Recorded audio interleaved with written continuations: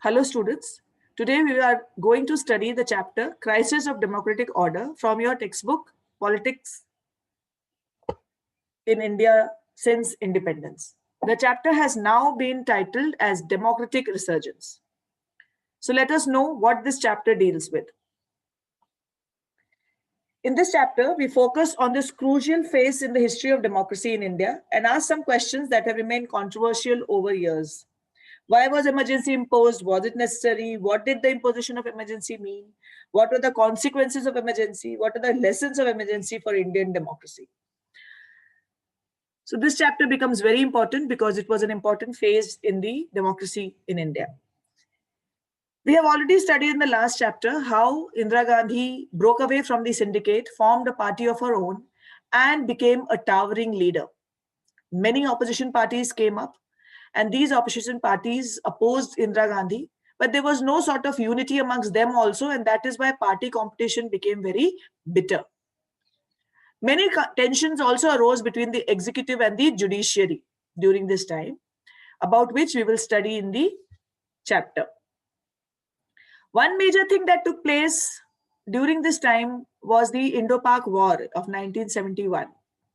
Okay, and also a severe economic crisis faced by the country. You remember in the previous chapter, we had studied that Indira Gandhi had made her logo or slogan as Garibi Hatao. So let us know about the economic crisis that the country went through during this time.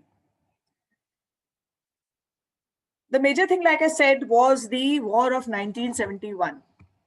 And this war made India economically very weak because India had to spend a lot of funds in the 1971 war between India and Pakistan. Besides this, 8 million refugees from Pakistan put a great strain on the sagging economy of the country.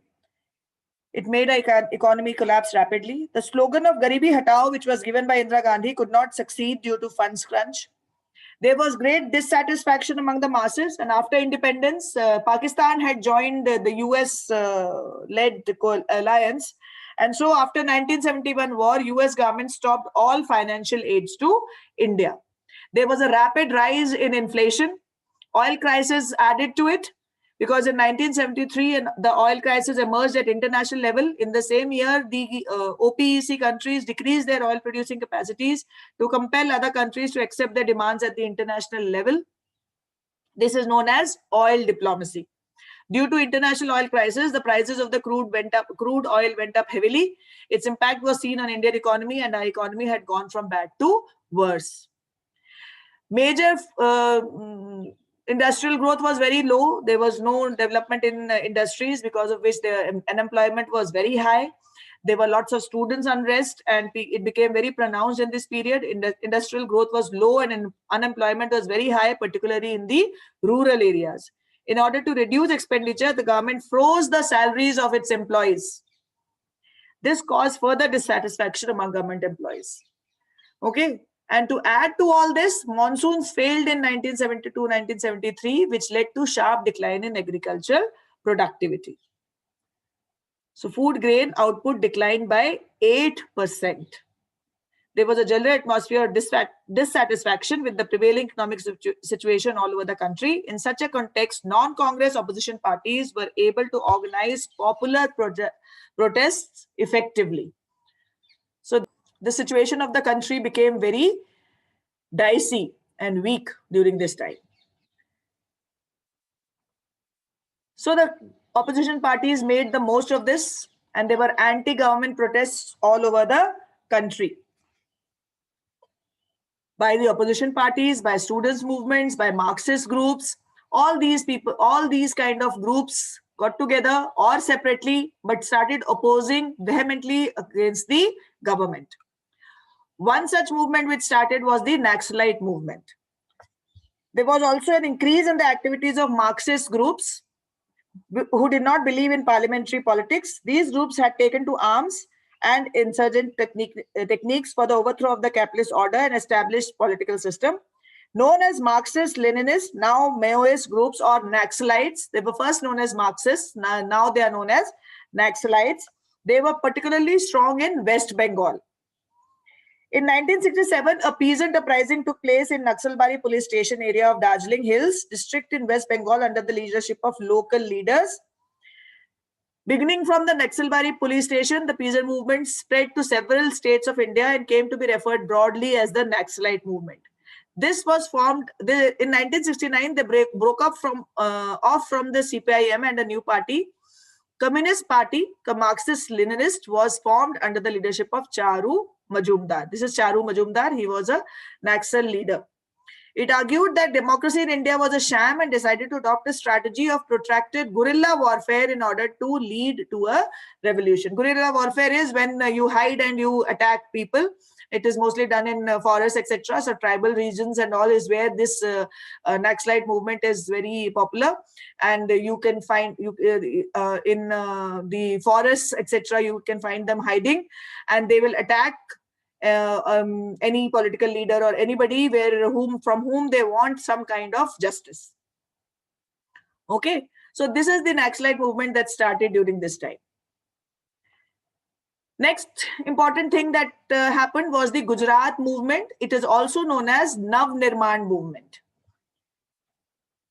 This started in January 1974. Gujarat was under the Congress party rule at that time. In the state elections, Congress had won elections in Gujarat, so it was under Congress party rule.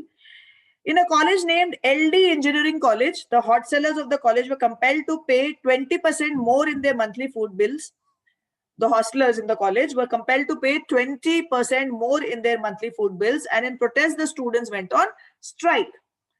So they started striking against rise of prices of food grains, cooking oil, other essential commodities. So in January 1974, students in Gujarat started an agitation, and it came to be known as Nav Nirman movement. They agitated because of rise in prices and also because of corruption in high places. Later, this movement was joined by major opposition parties and it became widespread.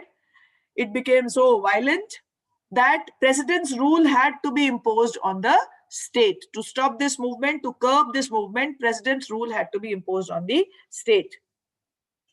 Morarji Desai, who was an opposition to Indira Gandhi. Remember, we had studied about the elections where Morarji Desai had stood against Indira Gandhi and he had lost. He was a prominent leader of Congress O. And he was the main rival of Indira Gandhi, who also backed this particular movement. Under intense pressure from students, supported by opposition political parties, assembly elections were held in Gujarat in June 1975. The Congress was miserably defeated. Okay, so the opposition parties supported students' agitation. They opposed the imposition of president's rule. They also asked for fresh elections. Morarji Desai sat on an indefinite fast, and the Congress party was defeated in 1975 assembly elections. New elections were held, and Congress party was defeated in those elections. So this was a movement which shook the Congress party a little because it lost its seat in Gujarat.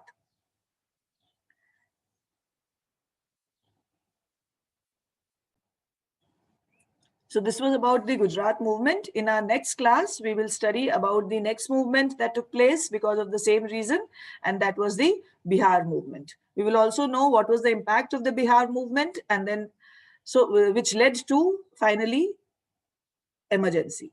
Thank you, class. Hope you enjoyed this video, and if there are any bloopers, kindly adjust.